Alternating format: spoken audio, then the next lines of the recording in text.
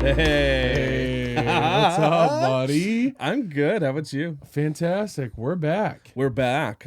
I have to check my phone somewhere because I think someone left a comment We did? with a question. Yeah. A comment I'll with check. Okay. I'll check. As we're going through some stuff, I'll take a look. Sweet, And sweet. I think there is one, and we'll get to it here on one of the episodes. But hello, everyone. Welcome back. Excited to have you guys with us for another episode of the Kingdom Story Podcast. Our timing is awesome tonight. This is fantastic. Today's going to be another special fun one. But before we get into that, for those of you that don't already, you can follow us, like us, whatever it is, hate us, whatever you want to do. Whatever you want to do, but you can follow us on our social channels and stuff. We're too small to be hated. That's okay. Once we get like 1,000 subscribers, then I won't mind being hated so much. There's a part of me that thinks, though, like, you know, the hate will just fuel it and just make it even better. Like Brock Purdy. Everybody hates on Brock Purdy right now. That but our is boy so is like true. First in every category right now. We should do some snippet at some point just talking about the Niners. I would love At that. some point, just because we're in Lion territory and they're awful. The Lions aren't awful. Like It's the Lions. They can't beat anybody good. They smashed on the Denver Broncos this week. It's the Denver Broncos. The Denver Broncos were doing okay for a minute. Stop it. Okay. Oh, my Lord. Anyways, go I Niners, have to pasture baby. up here, bro. Go Niners, baby. Yeah, you do. I just have to sing. I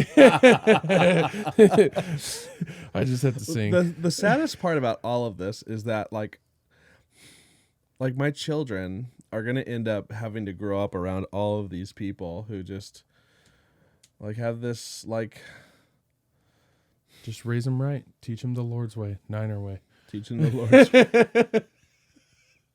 Anyways, I've got 4 kids, and I don't know what fans they're going to be, but for the most part, they're still loyal with me for being Niner fans. So it's like see how long it Christian, it's lasts. like the age of accountability. Yeah. Like they're Niner fans until they reach an age like you're Christian until you Whatever. can figure out like That's fine. That's fine.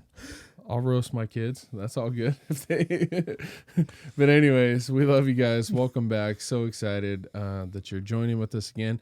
Jared, do you know what this episode is? Yes, I do. Episode number 10. Oh, You I did thought I was not- going somewhere else. This I is did. episode number 10. This is our 10th episode already, Really? buddy.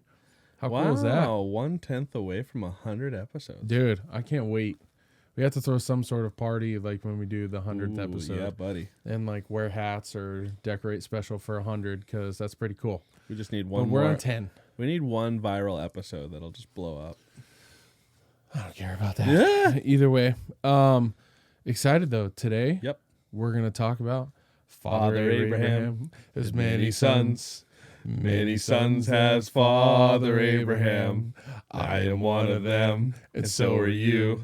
So let's just praise the Lord.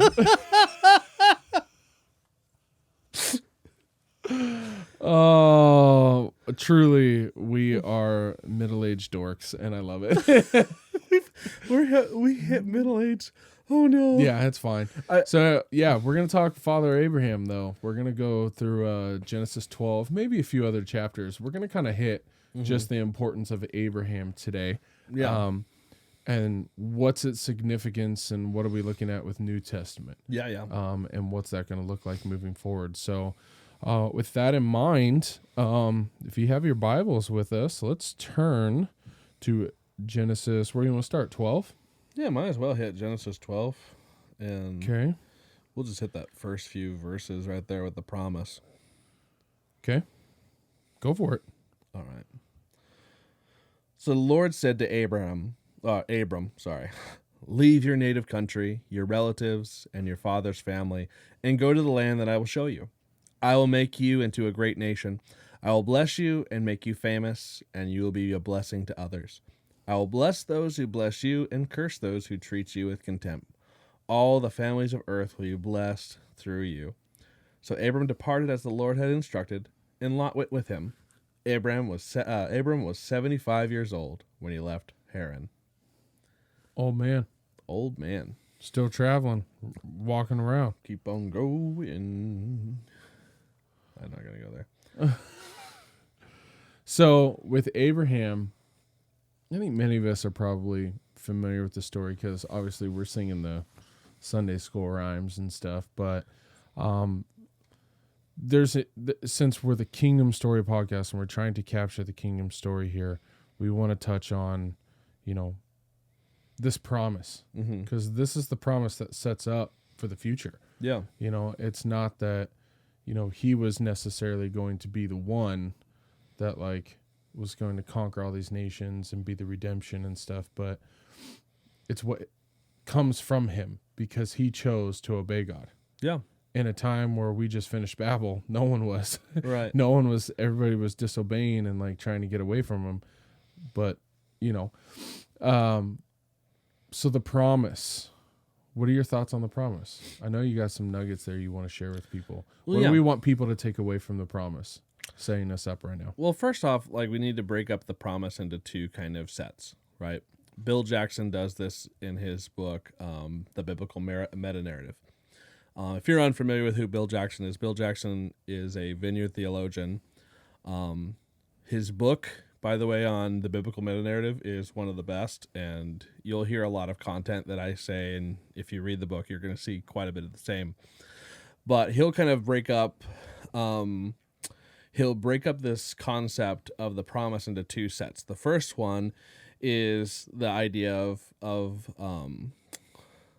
let me actually read it from him, so I'll quote him well. That's okay. And our question that came in actually has to do with Abraham. Oh, cool. Nice. Yeah. So, continue. I found it, but go ahead. So he'll break up the promise into two sets. He says, I will make you a great nation, and I will bless you, and I will make your name great, and you will be a blessing. And so, quoting from Bill Jackson, he says, this set of promises in which God would give Abraham a name is in direct contrast to the people in chapter 11, the people at Babel, who wanted to make a name for themselves. Abram is given a name and blessed so that he would be a blessing. And so just the idea there is everything that the people of Babel had desired for themselves, God was giving to an individual. And this concept comes down to, from him, the nations would be blessed. And then the second set of promises is, I will bless those who bless you. I will curse those who curse you. And in you, all the nations of the earth shall be blessed. It's this interesting kind of concept. Like, you will be a blessing, and those who bless you will be blessed, and those who curse you will be cursed. And then God is going to bless the nations who bless you. So obviously this has a lot of New Testament like connotation, but it also has a lot of ramifications for the people of Israel who would come into this promise, because from Abraham comes Isaac, who comes Jacob, who comes the 12 tribes of Israel. Well, I was going to say Abraham is the beginning of establishing Israel. Yep. This is the covenant promise. This is where the vocation of Israel starts. This is where the story of redemption begins to take place. So in the first 11 chapters of Genesis, it's all about the story of how humanity gets into the place that it gets into. It becomes broken to such an extent that God says, no, we're done here. Scatters them to the four winds. These people are all then scattered and then ruled over by the sons of God. Now, once again, we've had that conversation before. Mm-hmm. We don't know if they're benevolent sons of God, if they're the second wave of that, or if they're the ones that are locked up in Tartarus, kind of like the idea of the serpent. Either way, the people are scattered to be ruled over to eventually come back to Yahweh. And then Yahweh goes and sovereignly chooses a single human.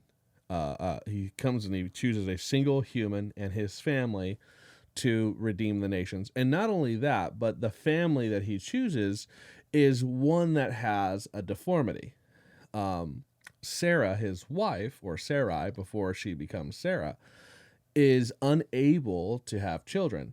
So God chooses a man who is growing old, who is getting to a point where he is becoming frail, chooses a woman who is beyond her birthing years, who is already barren and not able to have children. And he says, I'm going to test this man. And if he believes, then he will carry the vocation. So the story of Abraham is just a story of a life of faith, which, if we look at the story of Abraham, it's a fragile but very profound life that he has. Yeah. Well, and I don't want to skip ahead. I'm sure we'll talk about this at some point too, but Paul talks about that in Galatians, that the story of even Abraham is one of faith. Yeah. You know, and it's that story of, you know, because of his faith, like the promises and these things were given to him. Yep. You know, so anyways, I don't want to, the first question I want to ask, okay, wait, I have two questions actually I want to ask before I get to the comment that was here, because I think it sets up a beginning one that you can answer, like before Abraham goes out to like Canaan and the places. Sure. The first question I want to ask is the age thing. Yeah. Okay, so we're talking 75 years old and stuff at this point. Now, not to say that there ain't some gorgeous looking 75-year-old women. Yeah. But I do think it's interesting that, is it in chapter 13 or 14 where they're going down to Egypt when there was the famine? Mm-hmm. And he's like, yo, you're a beautiful woman. I need you to say that you're my sister, so these Egyptians don't kill me and try to take you, and they spare my life. Right. So, like, what's the age thing here? Again, not to say that there aren't some gorgeous 75-year-old women out there if you're watching. Right. But, like, so then, are we talking literal 75, like, age here? Or are we talking... Because I've always had this conversation with people. Like, where are we at, you know? It's always a difficult piece. Like, if you're holding to literalism, then, yeah, sure. And you know, she's 10 years younger than he is, so she's 65, he's 75 at this time.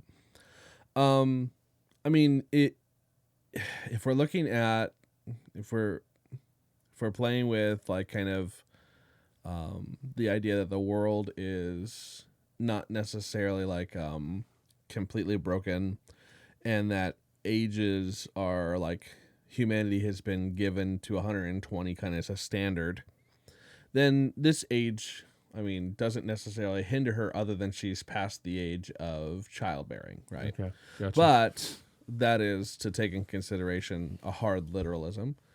The other option is to be a little bit more liberal on the idea, or to understand these ages in kind of symbolic ways.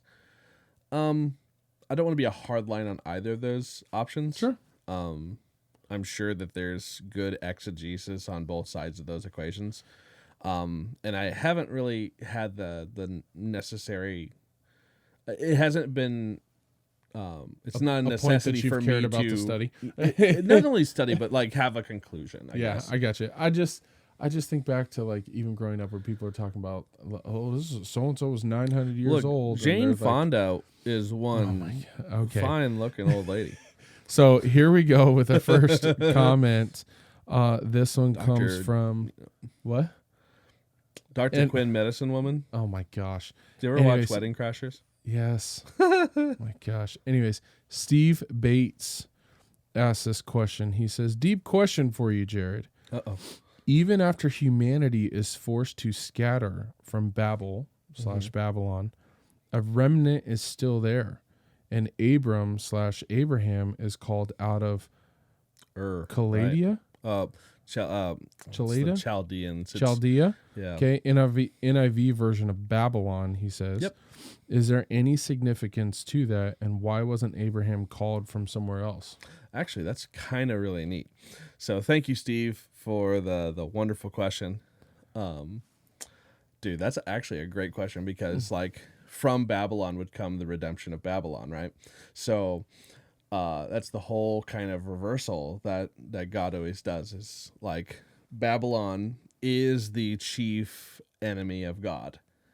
And yet God decides that from that brokenness that happened, that epicenter of the broken condition of the world, God is now going to choose someone from that region where it all started to redeem it. So I just find that to be poetic. That's just Beautiful. Nice. Thank you, Nice. Steve. Love that. Love Yeah. that question. Thank you so much, Steve. And again, if you guys have questions or comments ever on what we're saying, throw them in there. We'd love to give a shout out and talk about them and stuff. But great one, Steve. So, anyways, continue with the promise that you were talking about. And where is this leading forward?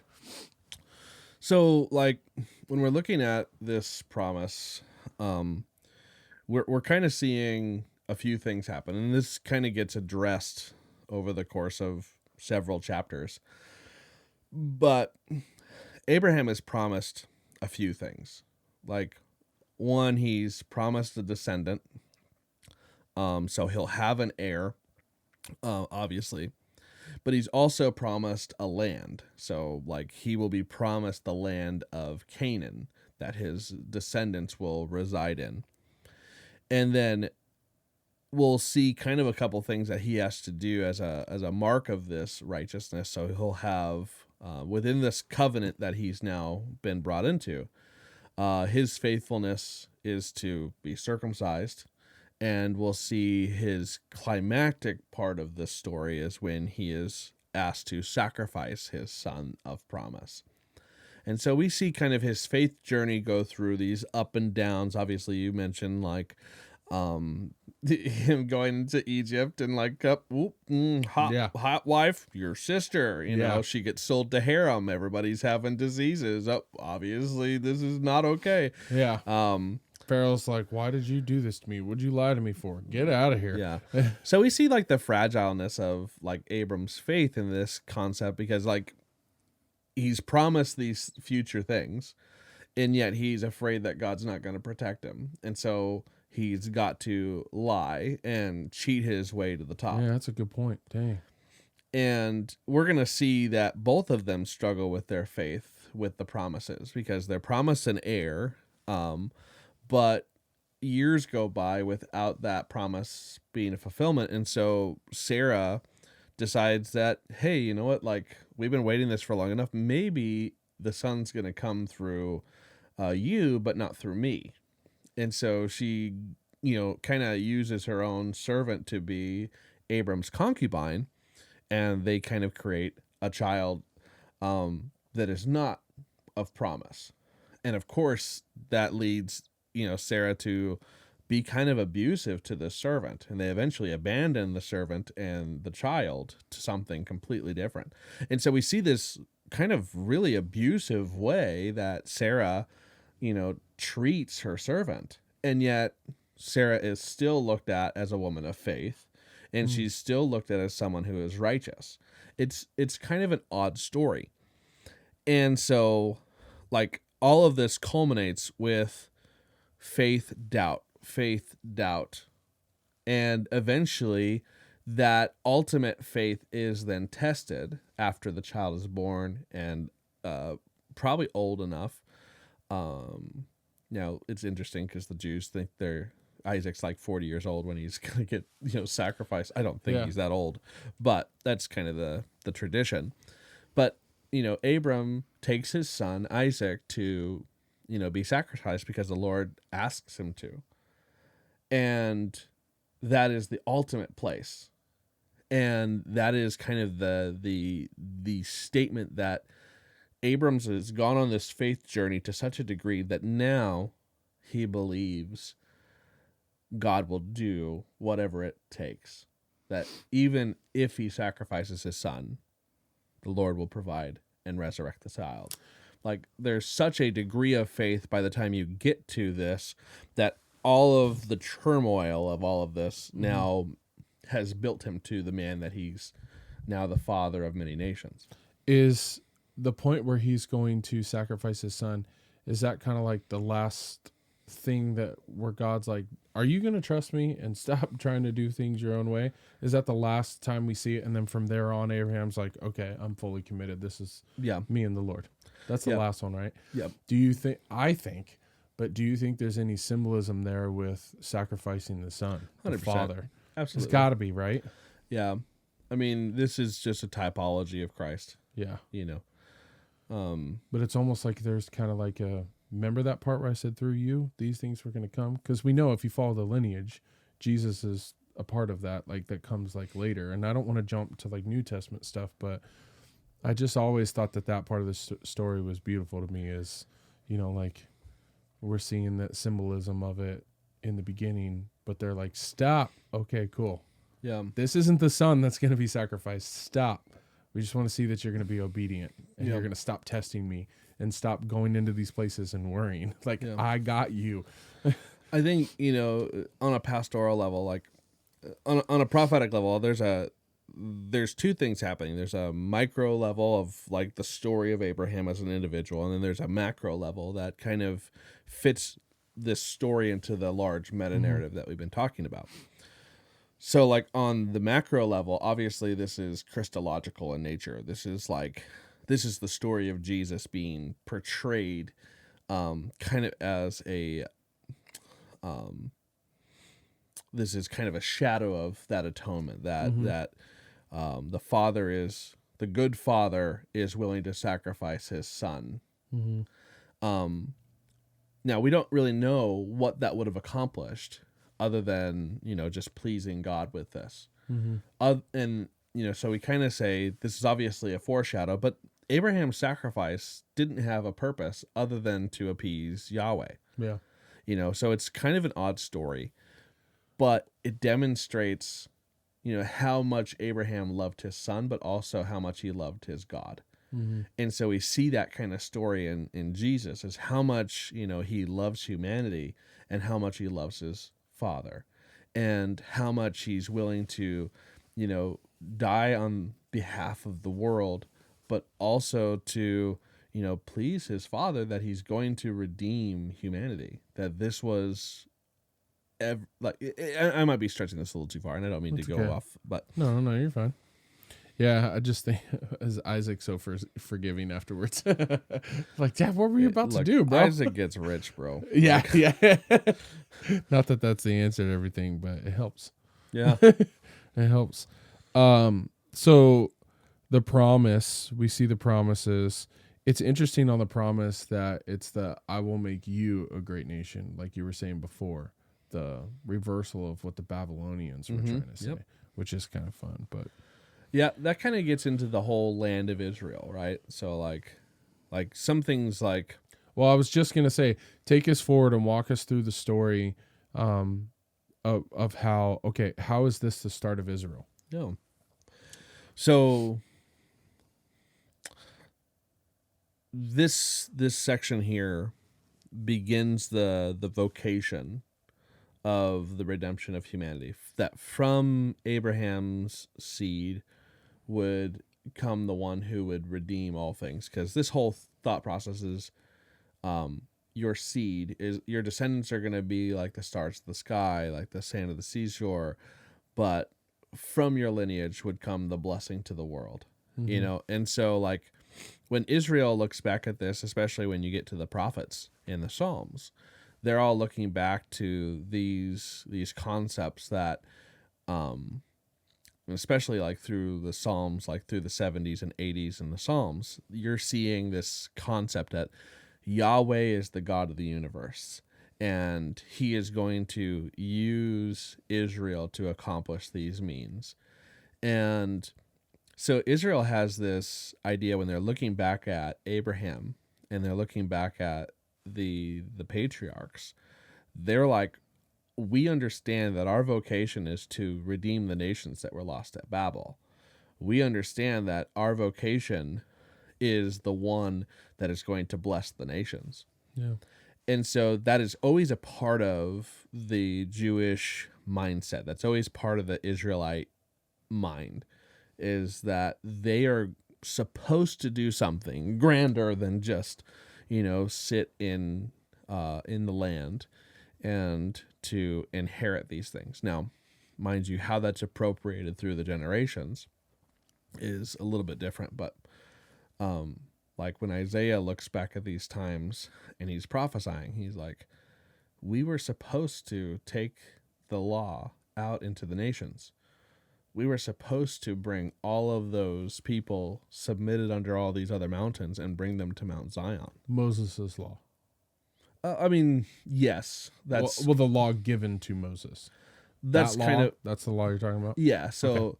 the idea there is that Isaiah is lamenting the idea that Israel fails in its vocation, and it's looking forward in time to say there was supposed to be it was supposed to be you, but because you have become so sinful and you've forgotten what righteousness looks like, God has a future generation, and that future generation is going to do what you could not.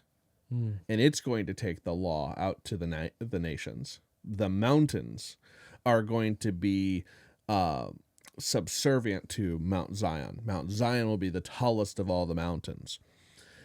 And so that's forecasting a time where the Messiah will come and the kingdom will be established, and the church is going to take up Israel's commission and vocation. And so all of this is one continuous story where we follow in step with Abraham. We become part of Abraham's descendants, as Paul would say. Like we are Abraham's descendants by faith. So Abraham arrives in Canaan. Mm-hmm. What starts to take place once he gets into Canaan? All right.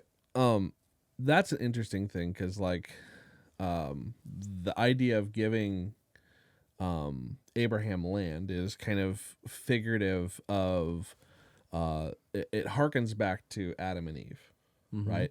And so, like, the Israelites will always look at Israel and the land of Canaan. Like we'll see, like in Exodus, the land of milk and honey, right? Like the land you're going to inherit is the grapes are the size of basketballs, and of course, there's giants in the land, and we'll get there. But there's this concept that the land that they're inheriting is plentiful and beautiful and lush, and it harkens back to the idea of the Garden of Eden. And so there's that, the concept of Israel is always the idea of the garden, that Israel is now the garden of God. They are the vineyard of God. They're the plant that God takes out of Egypt and plants into Canaan. And from there, you have this beautiful vineyard that the Lord is building and utilizing and tending. And so it's always garden imagery. And of course, God's temple, the tabernacle and then the temple reside in the land. And so this is a typological Eden. And so every time we talk about Israel and its promises and what the covenant and the blessings and the curses, it all revolves around the idea of God planting the garden and them retaining and keeping the blessings while they live in the land. And so like when they get kicked out, they'll reminisce and say, man, we are like Adam and Eve. We got exiled out of Israel like Adam and Eve got exiled out of the garden. And they'll always lament that concept. Because who was occupying Canaan at that time? So you have like various tribes like the Perizzites, the Canaanites, the... Do we have giants and stuff that are there yeah, at that point? Yeah, sure. right? Yeah. But at this point, I mean, they're Nephilim, which we've already covered, right? Yep. Yeah. Okay. So, man, that's got to be tough for him. Where he's like, this is my land. And he shows up and... Yeah. There's Nephilim there that's occupying the land. How is this my land? Well, it's interesting because, like, even how am I taking over this? Because he ends up in a battle at some point and defeats a bunch of people too, doesn't he? Yeah, but it's not over territory, So, like, this whole war that happens, where he kind of instigates, Lot gets in big trouble, and he kind of intervenes and rescues his his nephew Lot. And then he goes out to war, and we see the story of Melchizedek and how he, gives a tenth of his wealth to Melchizedek, who's the king of Salem, who's a priest. That's an interesting conversation to have too. But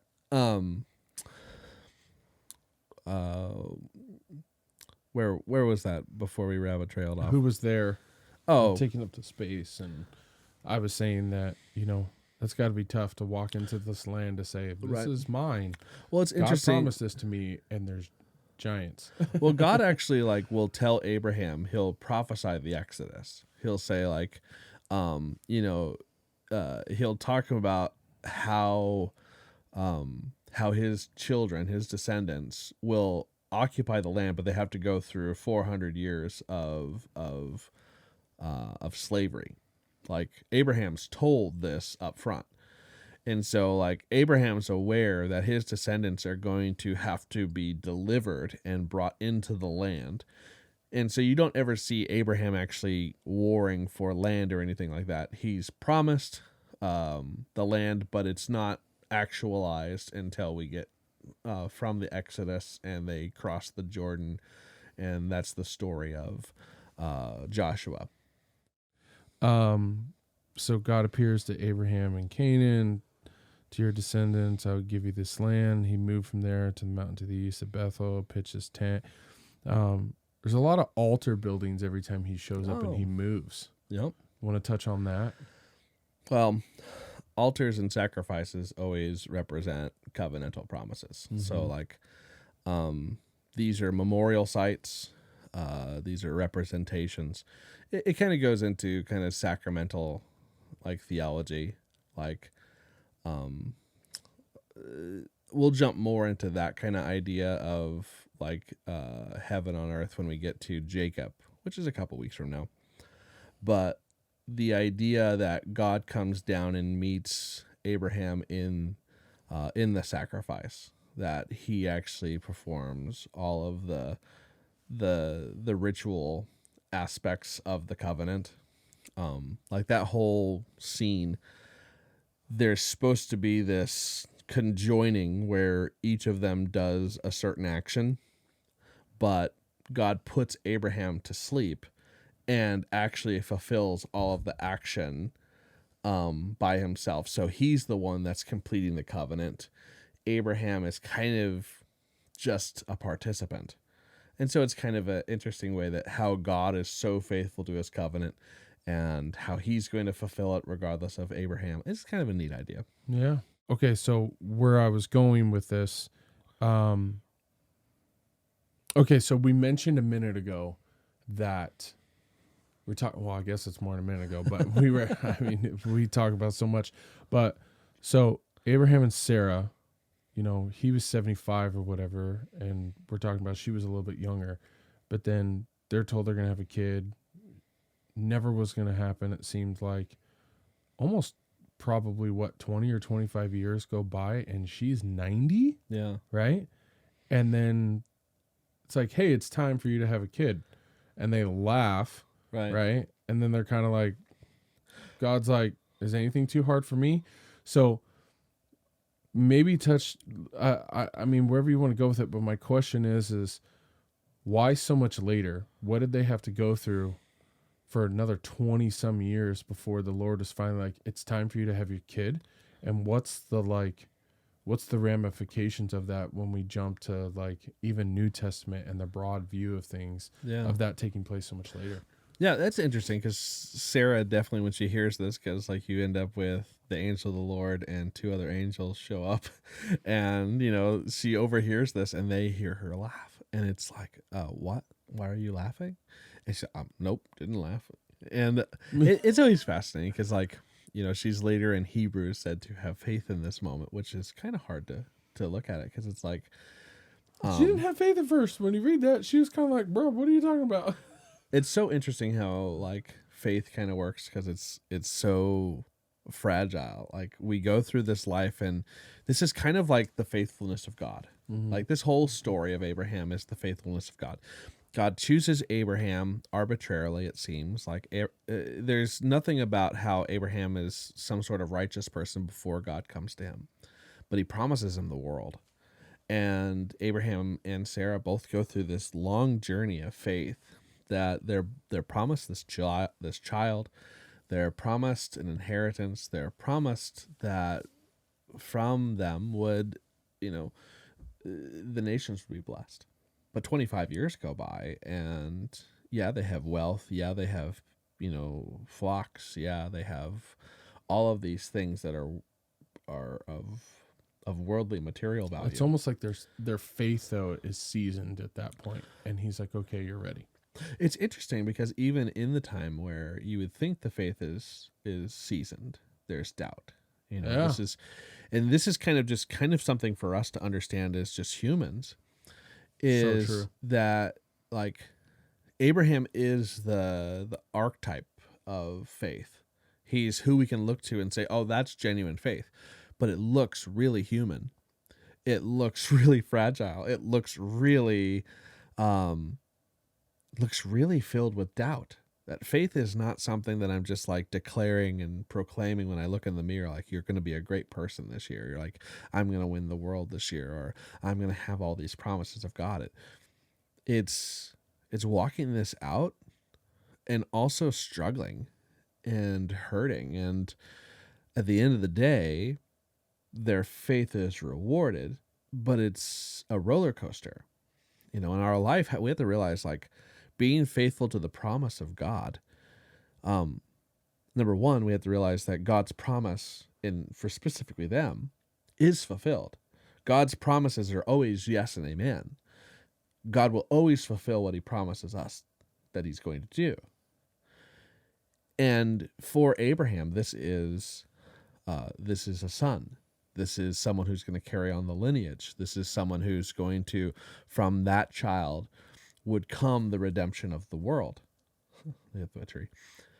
But for us, we can know that the faithfulness of God is to save us. The faithfulness of God is that we will inherit the new Eden, that we will, because God is faithful, he rewards even the most frail and fragile and broken faith.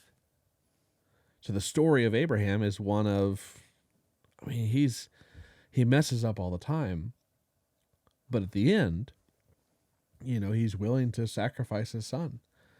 There's that journey of becoming a veteran in the faith and realizing, okay, I'm willing to believe that God can do anything. And we experience that as we experience God's blessings in our life. We experience that as he fulfills his joy in us, so that we become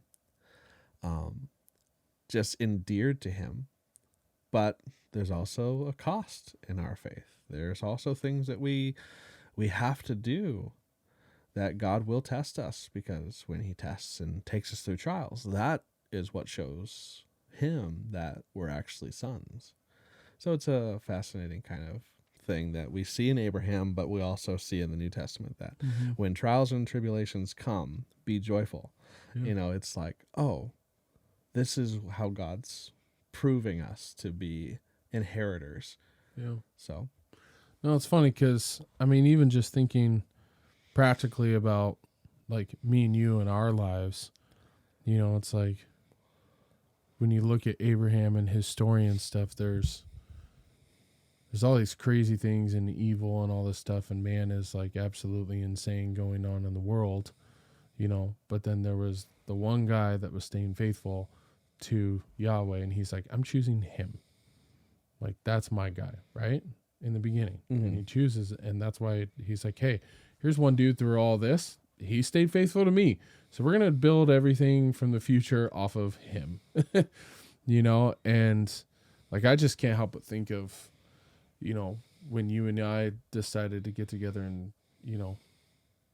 it's like, it's a crazy story of, we're going to start a church, and the whole world is like shutting down churches because of COVID, and like the chaos. But it's just his story, honestly, is just a true testimony of like just staying faithful. yeah. Just being ready. Yeah.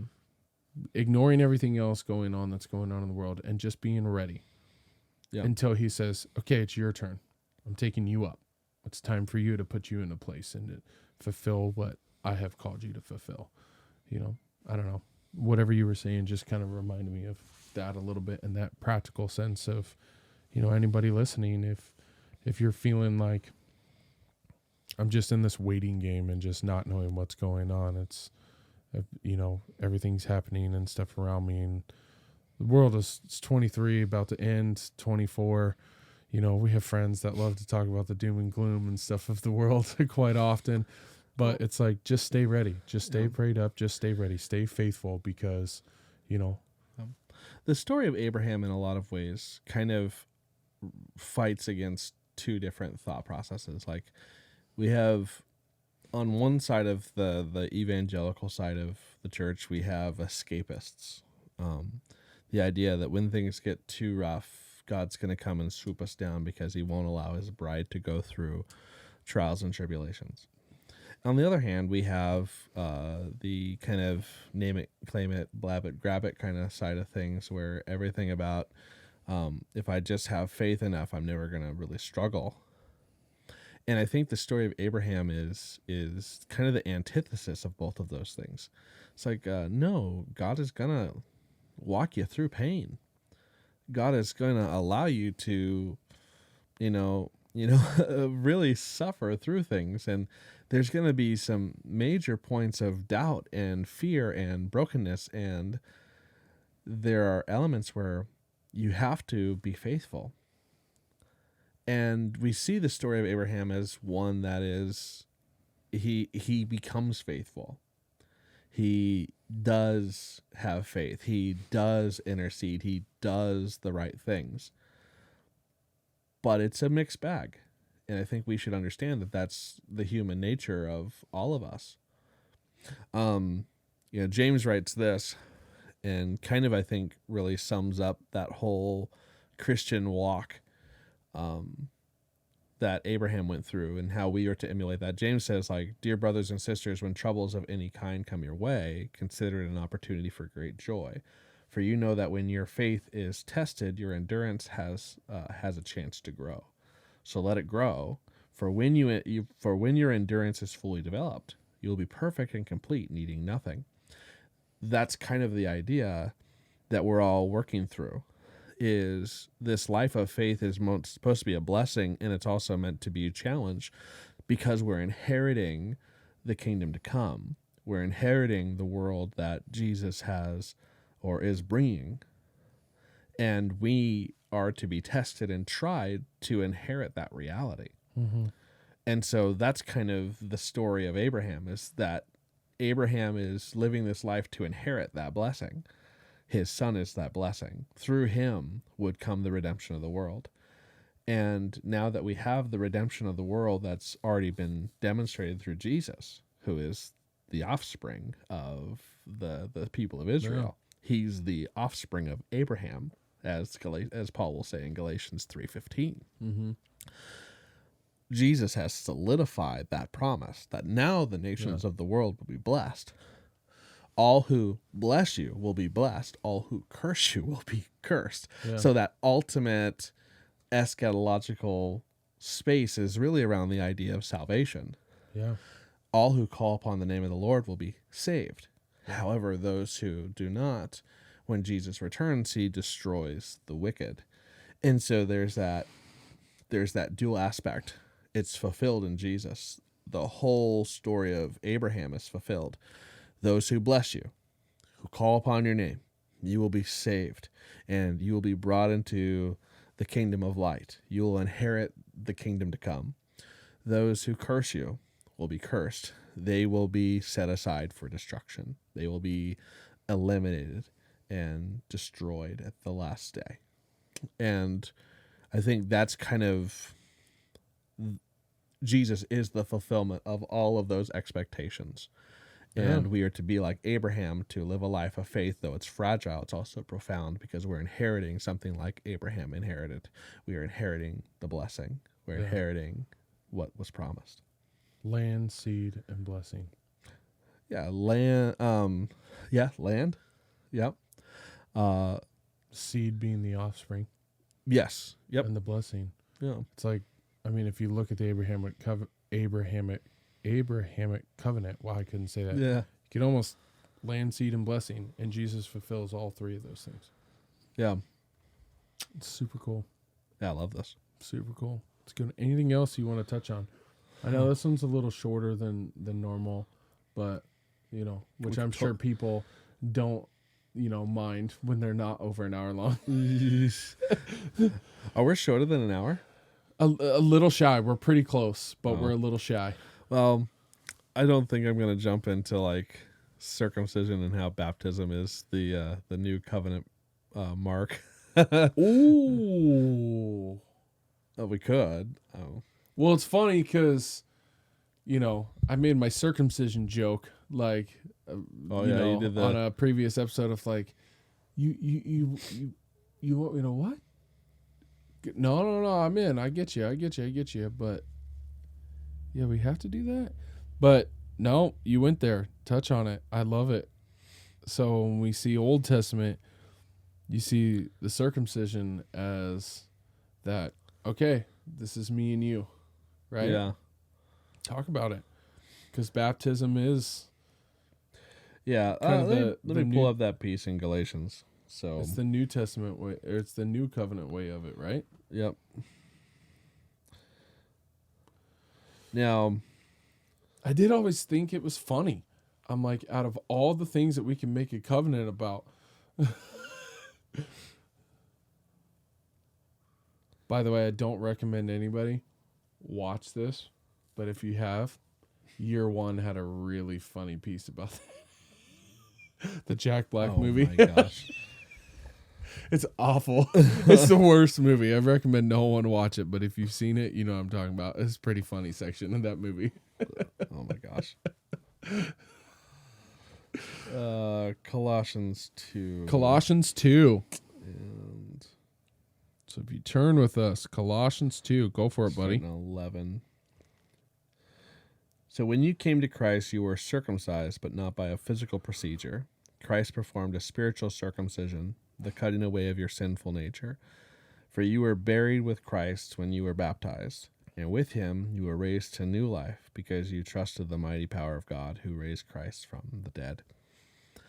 And I mean, this is kind of an interesting thing, because like depending on if you're raised in a mainline church, which is Lutheran, Methodist, Presbyterian, Episcopal, you're going to look at this verse as something of baptizing infants, right? Because like Abraham, Which is a great debate we've been having lately with people.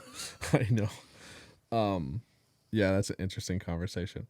We'll But- continue that one later. I know, but But I mean, go on. I can hint at it here because I'm working through that myself. Like you and I were raised in, I was raised in Baptist and then came into Pentecostalism, but we were in, Baptize the babies. no, we were not in traditions that baptize babies. No.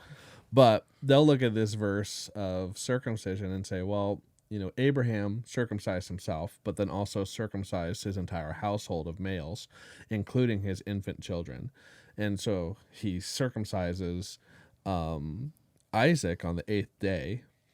And we see that becomes the normative practice for everyone who's in Israel, right?